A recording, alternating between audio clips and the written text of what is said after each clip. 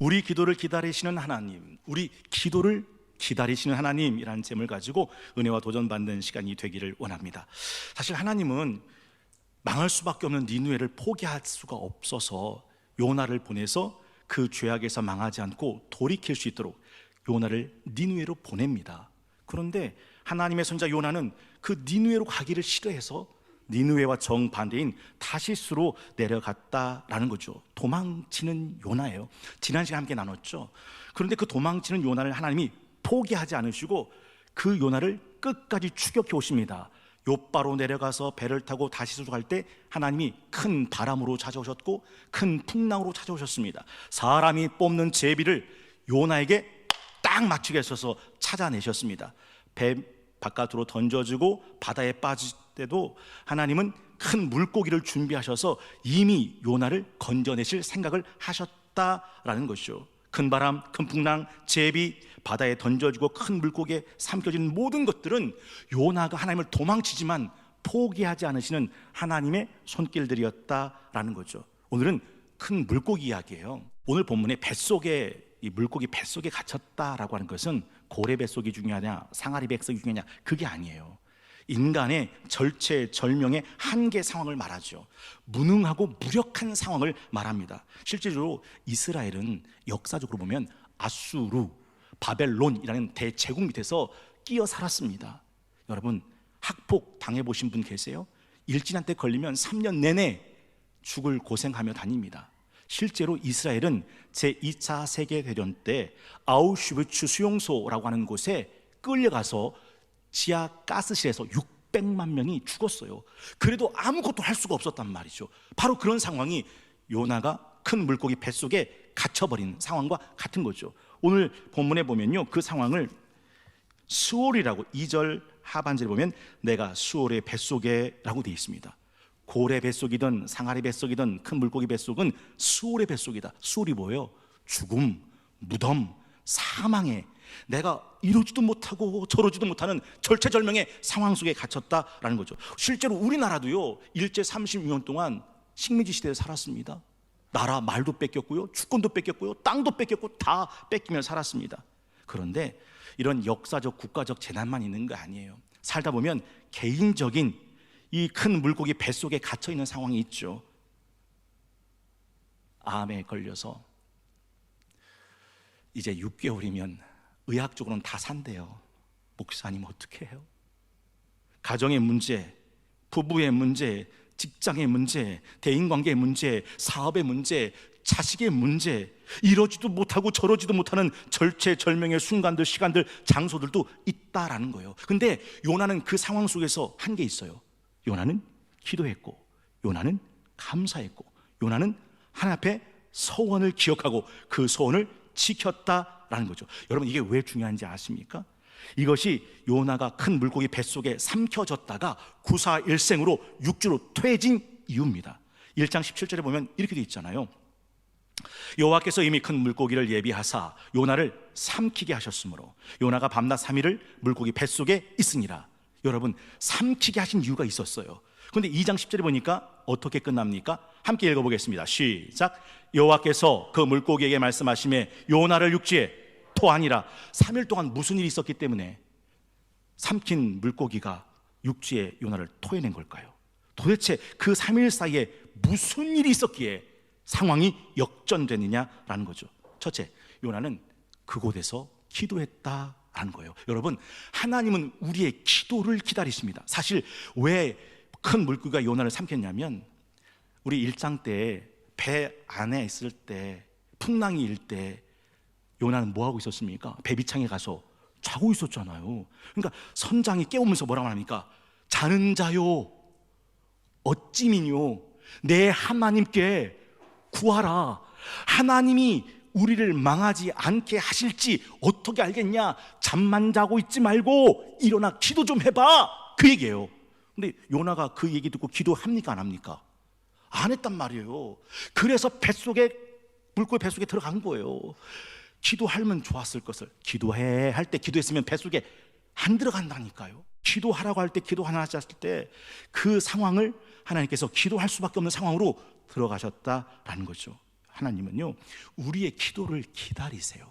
환난 날에 나를 부르라. 내가 너를 건지리니 네가 나를 영화롭게 하리라. 고난당한 자가 있느냐? 저는 기도할 것이요. 여러분 아시다시피 예레미야 33장 3절에 보면 이런 말씀 나오죠. 이를 행하시는 여호와, 그걸 만들며 성취하시는 여호와, 그 이름을 여호와라 하는 이가 이와 같이 말씀하신다. 너 내게 부르짖으라. 내가 네게 응답하겠고 네가 알지 못하는 그 크고 은밀한 일 내가 보인다 라고 말씀하셨어요. 그러니까 하나님은 뭘 기다리세요? 우리의 기도를 기다리신다라는 거죠. 제 1부 때 그런 말씀 드렸어요. 하나님이 처음으로 기름 부어 세우신 이스라엘 초대 왕이 누굽니까? 사울 왕입니다. 네, 여러분 그거 아세요? 사울 왕은 죽을 때까지 하나님께 기도하지 않아요. 역대상 13장 3절에 보니까 우리 하나님의 교회를 우리에게로 옮겨오자. 사울 때는 뭐라고 되어 있어요? 사울 때는 우리가 교회 앞에서, 역대상 13장 3절 말씀을 제가 읽고 있는 중입니다. 우리가 우리 하나님의 교회를 우리에게 옮겨오자. 사울 때는 우리가 교회 앞에서 묻지 아니했다라고 되어 있어요. 우리가 묻지 않았다. 사울 때는 기도하지 않았다. 역대상 10장 13절에 보면 사울이 죽은 것은 여호와께 범죄했기 때문이라. 그가 여호와의 말씀을 지키지 아니하고 또 신접한 자에게 가르치기를 전하고 여호와께 묻지 아니하였으므로 그를 죽이시고. 하나님이 뭘 기다리실까요? 우리의 기도를 기다리신다. 여러분 오늘 본문에 요나가 어떻게 기도합니까? 자기의 상황을 인식하고 자기의 삶을 성찰하고 각성하는 기도를 드리고 있어요. 5절 6절이 그건데요, 자기가 처한 상황을, 물이 나를 영혼까지 둘렀다, 기품이 나를 에워쌌다, 바다풀이 내 머리를 감쌌다, 내가 산의 뿌리까지 내려갔다, 땅이 그 빗장으로 나를 오래도록 막았다. 탈출구가 없다는 거예요. 비상구가 없다는 거예요. 지금 자신이 처한 절박한 상황, 구제불능의 상황에 놓여 있음을 요나는 인식하고 있다라는 거죠. 여러분 제가 그런 말씀 드렸어요. 신앙생활 할 때, 하나님 앞에서 살아갈 때 지금 내 영적인 상태를 바르게 인식하는 게 굉장히 중요하다라는 거죠. 여러분 내 죄가 보이세요? 내 잘못이 보이세요? 내 허물이 보이세요? 안 보이니까 다른 사람을 향해서 삿대질을 하면서 이것도 저것도 하는 거예요. 무서운 겁니다. 나가 안 보이면 무섭다라는 거죠. 탕자가 살 수 있는 방법이 뭐예요? 탕자는요, 아버지 집을 떠났을 때 허랑방탕했잖아요. 모든 걸 낭비했잖아요. 흉년이 들어서 굶어 죽게 됐습니다. 그런데 어디 갔죠? 쥐염 열매를 따먹으러 갔어요. 근데 그 쥐염 열매는 부정한 열매거든요. 근데 그것마저도 주는 이가 없어서 꼼짝없이 굶어 죽게 된 겁니다. 그때 탕자가 한 말이, 내 아버지 집엔 풍족한 품꾼이 얼마나 많은데 난 여기서 꼼짝없이 굶어 죽게 됐구나. 자 일어나 아버지께 가자. 자 일어나 아버지께 가자. 그래서 탕자는 살아요. 여기서 내가 꼼짝없이 굶어 죽는구나, 줄여 죽는구나. 여러분 지금 여러분의 영적 상태가 굶어 죽는 상태라는 거 하는 것을 인식할 수 있으십니까? 그런 사람만이 진짜 하나님 앞에 기도를 할 수 있어요. 그 기도를 하나님이 들으신다라는 거죠. 제가요 1부 때 범인들이 범행을 저지르고 나면 형사들은 꼭 그 범인을 범행 현장으로 데리고 가요. 그리고 그래서 어떻게 했다는 거야? 그래서 들어와서 문 열고, 끈은 어떻게 묶었다는 거야? 뭘로 때렸다는 거야? 어떻게 목 졸랐다는 거야? 어디서 했다는 거야? 라고 현장 검증을 시켜요. 여러분 왜 범인한테 현장에 와서 현장 검증을 시키는지 아십니까? 제가 말씀드리고 싶은 건 그거예요. 내가 하나님 앞에 내 죄를 토설하는 거예요. 고백하는 거예요. 시인하는 거예요. 이것이 기도할 때 그 기도를 하나님이 들으시는 기도가 되게 만든다라는 거죠. 여러분 우리나라 속담에 소 잃고 외양간 고친다는 말이 있잖아요. 그러니까 외양간 고치라는 거예요. 외양간 고쳐도 소용없다는 거예요. 속담은 소 잃고 외양간 고치면 소용없다는 거예요. 그런데 그래도 소를 잃어버려도 외양간은 고쳐야 돼요. 왜냐하면 소 잃고 외양간 안 고치면 평생 그 사람은 다시는 소 못 길러요. 그런데 소 잃었지만 외양간을 고치면 그 사람은 다시 소를 기를 수 있다라는 거죠. 외양간 고친 그 사람한테는 하나님은 더 큰 소를 맡기신다라는 겁니다. 따라해 보겠습니다. 소 잃고도 외양간은 고쳐야 합니다. 외양간 고칩시다. 외양간을 고칩시다. 요나가 지금 그 뱃속에서 외양간 고친 겁니다. 두 번째, 요나는 하나님의 성전을 바라보는 기도를 합니다. 4절 볼까요? 내가 말하기를 내가 주의 목전에서 쫓겨났을지라도 다시 주의 성전을 바라보겠나이다 하였나이다. 여러분, 지금 요나는 주의 성전을 버렸다고요. 다시스로 도망쳤다고요. 그런데 큰 물고기 뱃속에 들어가서 그 예루살렘 하나님의 성전을 바라보며 기도했다라는 거죠. 여러분, 보물찾기 할 때 선생님들이 보물을 어디다 숨기는지 패턴이 있어요. 어느 교사나 어느 선생님이나 그 숨길 만한 데다 숨겨 놓습니다. 그죠? 보물찾기 해보신 분은 아실 거 아니에요. 야, 이 돌멩이 떨치면 당연히 보물 있겠다. 떨치면 보물이 있어요. 요 나무까지 해치면 당연히 보물 있겠다. 해치면 보물이 있어요. 제가 지금 무슨 말씀을 드리고 싶었냐면, 하나님이 성전 안에 감춰놓은 보물이 하나 있단 말이에요. 그 보물이 뭔지 아세요? 네가 여기서 기도하니 난 여기서 네 기도를 응답한다. 이게 역대하 7장 12절에서 16절 말씀입니다. 한번 상상하며 들어보세요. 처음 솔로몬이 성전을 짓고 봉헌할 때 드렸던 기도입니다. 밤에 여호와께서 솔로몬에게 나타나사 그에게 이르시되 내가 이미 내 기도 듣고 이곳을 택하여 내게 제사하는 성전 삼았으니 혹 내가 하늘을 닫고 비를 내리지 아니하거나 혹 메뚜기들에게 토산을 먹게 하거나 혹 전염병이 내 백성 가운데 유행하게 할 때에 내 이름으로 일컫는 내 백성이 그들의 악한 길에서 떠나 스스로 낮추고 기도하여 내 얼굴을 찾으면 내가 하늘에서 듣고 그들의 죄를 사하고 그들의 땅을 고칠지라. 이제 이곳에 사는 기도에 내가 눈을 들고 귀를 기울이니 이는 내가 이미 이 성전을 택하고 거룩하게 하여 내 이름을 여기에 영원히 있게 하였음이라. 내 눈 내 마음 항상 여기 있으리라. 그래서 요나는 물고기 뱃속에 빠져 있지만 깜깜한 칠흑 같은 어둠 속에서도 주의 성전을 생각하고 기도했다라는 거죠. 오늘 본문의 7절에 보면 이렇게 돼 있죠. 내 영혼이 내 속에서 피곤할 때, 이때 피곤하다는 말이 원어로는요, 내 영혼이 염습했다, 염했다, 수위 있고 염했다는 뜻입니다. 그때 내가 여호와를 뭐 했대요? 생각했더니, 그때 내가 여호와를 생각했더니 내 기도가 주께 이르러 싸우며 주의 성전에 미쳤나이다 라고 되어 있습니다. 그래서 요나가 3일 밤낮 있었던 그 물고기 뱃속에서 나올 수 있었던 두 번째 이유가, 요나는 거기서 감사했다라는 거죠. 왠지 아세요? 하나님은요, 감사의 기도를 얼마나 기뻐하신지 몰라요. 9절에 보니까 나는 감사하는 목소리로 주께 제사를 드리며 라고 되어 있습니다. 감사하는 목소리. 지금 어떤 꼴인데요, 큰 물고기 뱃속에서 갇혀서 그 뱃속을 뭐라고 부릅니까? 수월의 뱃속. 이도 못하고 저도 못하고 꼼짝없이 죽을 수 없는 사망의 잠에 갇혀있는 상황, 거기서 그는 감사하는 목소리를 내고 있더라라는 거죠. 왜 그랬을까요? 요나는 알았어요. 거기 떨어져서, 야, 내가 하나님의 굉장한 은혜를 받은 사람이었구나. 언제? 그 밑바닥에 떨어지고 난 다음에 알았습니다. 인간은 참 어리석어서 잃어버리기 전에는 몰라요. 그게 다 당연하다고 생각하며 살다 하는 거죠. 여러분, 옷걸이가, 어리석은 옷걸이가 늘 자기에게 입혀주는 그 옷이, 그 셔츠가, 그 점퍼가, 그 코트가 자기인 줄 착각하는 것처럼 하나님이 살게 하시는 모든 삶에 감사의 제목들이 당연한 것처럼, 마땅한 것처럼 사는 인간들이 얼마나 많이 하는 거죠. 조개는요, 자기 살 속에 파고든 그 모래알을 진액을 발라서 진주로 만들잖아요. 여러분, 내 인생이라는 모든 것들을 하나님의 축복으로 만드는 게 뭔지 아세요? 그게 감사다라는 거죠. 그래서 감사는 내가 될 수 있는 나보다 나를 더 크게 되게 만드시는 능력이고, 감사는 내가 살 수 있는 내 삶보다 더 행복하게 살게 만드시는 능력이 된다라는 거죠. 여러분, 요나는 지금 고난 속에서 감사해요. 왜 고난 속에서 감사한지 아세요? 지옥이 아니기 때문이에요. 지옥은요, 어떤 기도도 통하지 않아요. 어떤 회개도 통하지 않아요. 어떤 회복, 어떤 구원, 어떤 죄도 없어요, 지옥은. 근데 고난은, 그 지옥에 보면 황공무지로소이다요. 그 고난 속에서 기도하면 하나님이 들으시고 응답하시고 고치시고 회복시키고 건지시고 살리시고 하는 능력이 고난 속에 들어있다라는 거죠. 여러분, 제가 그런 말씀 드렸어요. 백혈구는요, 필라멘트라는 게 있습니다.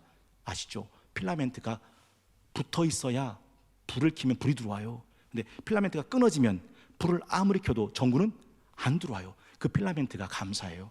내 인생에 감사의 필라멘트가 끊어졌잖아요. 하나님의 축복이 쏟아져도 난 행복하지 못해요. 왜요? 감사의 필라멘트가 끊어져 버리기 때문에 그렇다는 거죠.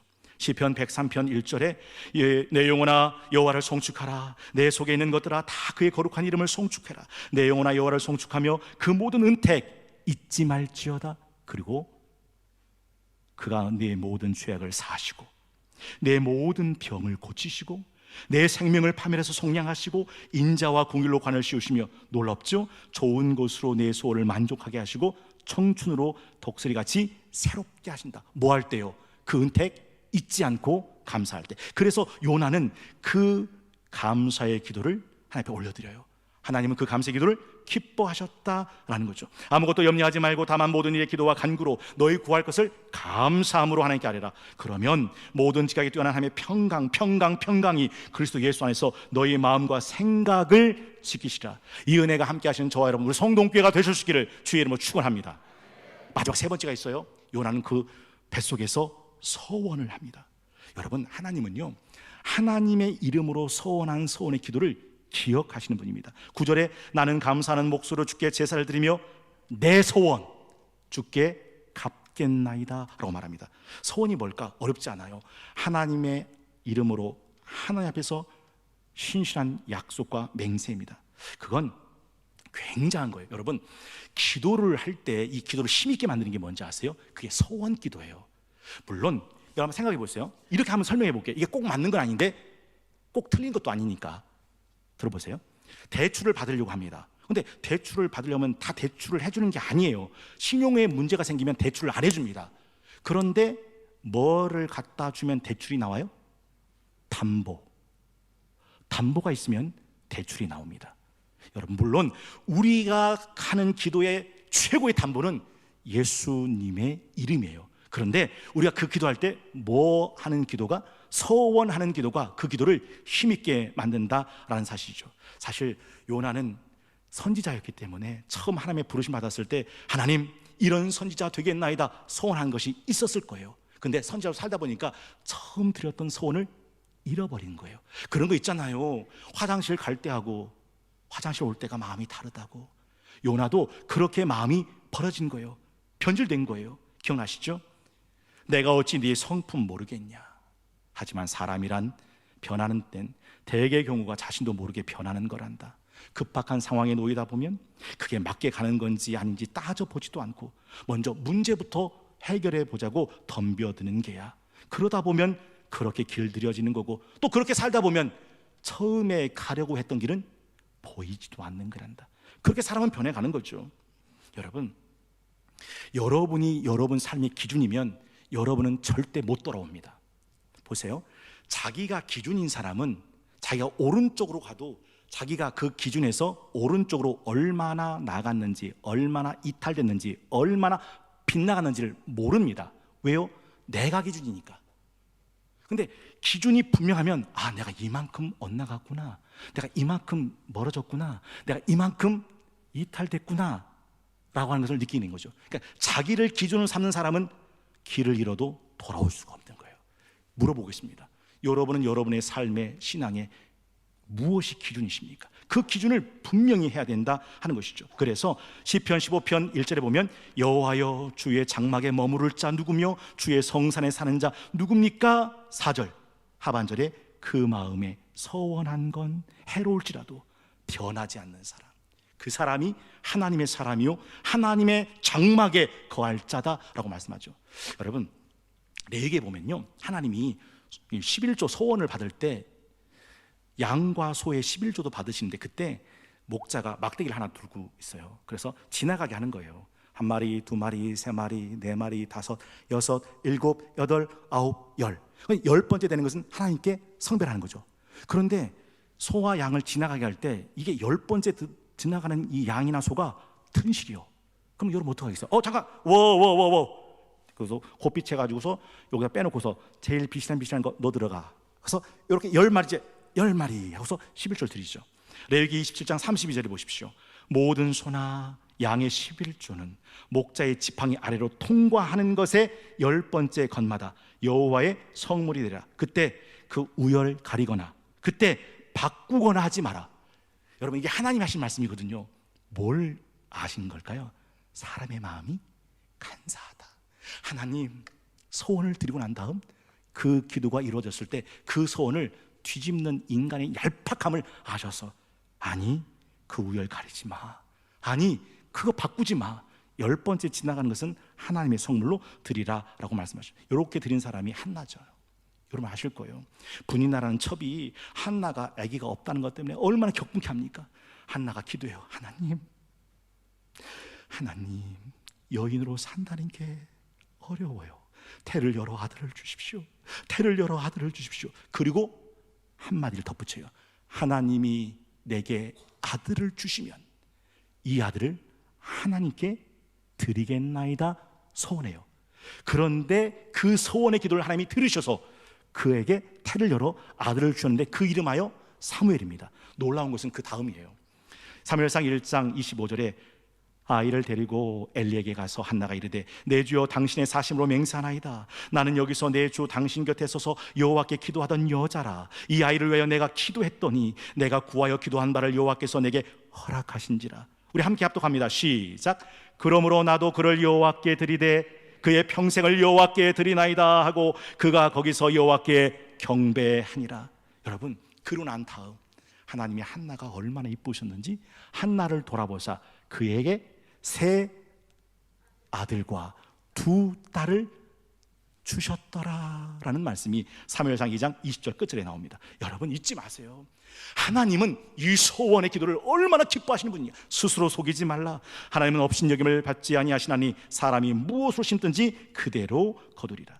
여러분 평생 신앙생활 했는데 직분이 항존직인데도 11조의 엄두를 못 내요. 우리 성동교회가 2023년 하나님의 목적 이끄는 교회로 항존직 직분자를 세울 때 첫 번째 조건이 이거였어요. 하나님 앞에 11조를 드리시겠습니까? 거기에 예라고 하신 분들로 항존직 직분자 교육을 시켰어요. 어렸을 때부터 11조의 헌신이 없으면 평생 하나님을 섬겨도 하나님의 11조를 뗄 수 있는 힘이 없는 거예요. 저는 우리 청년들에게 도전드리고 싶어요. 그래서 조나단 에드워즈라는 사람의 서원을 말씀드렸어요. 조나단 에드워즈는 어떤 사람이냐면요, 제가 정말 존경하다 마지 않는 목사님이 한 분 계세요. 근데 그 목사님이 얼마나 치열하게 사는지 몰라요. 저는 그분의 신들매를 풀기도 감당하지 못할 목사님입니다. 근데 그 목사님이 조나단 에드워즈의 전기를 읽으셨어요. 그 전기를 다 읽고 마지막 책장을 덮는 순간 기도했대요. 하나님, 나는 벌레같이 살고 있군요. 나는 벌레처럼 살고 있군요. 느낌이 오세요? 조나단 에드워즈는 하나님 앞에서 얼마나 빛나는 인생을 사는지 몰라요. 근데 그 이유가 뭐냐면 젊은 청년 시절에 하나님 앞에서 70가지 서원을 드립니다.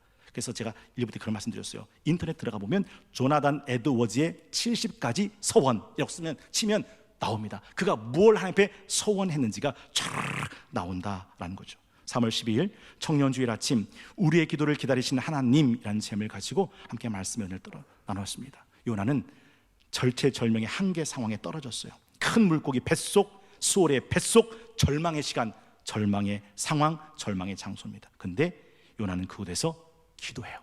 요나는 그곳에서 감사해요. 요나는 그곳에서 소원합니다. 여러분 격투기 해보셔서 알겠죠? 우리 청년들 격투기 좋아하잖아요. 암바 걸려서 팔이 꺾일 때 어떻게 하면 팔이 풀어져요? 탭을 치면 꺾였던 팔을 풀어줘요. 하나님이 요나를 물고기 뱃속에 집어넣으셨을 때 요나는 거기서 기도하고 거기서 감사하고 거기서 소원할 때 하나님은 물고기를 명하사 육지로 토해내게 하신 거예요. 우리가 인생을 살아갈 때 이 절체절명의 환난과 고난 속에 우리가 기억해야 될 것은 기도와 감사와 소원이죠. 왜요? 하나님은 기도를 기다리시는 분이에요. 하나님은 감사를 기뻐하시는 분이에요. 하나님 우리 소원을 기억하시는 분이시다라는 거죠.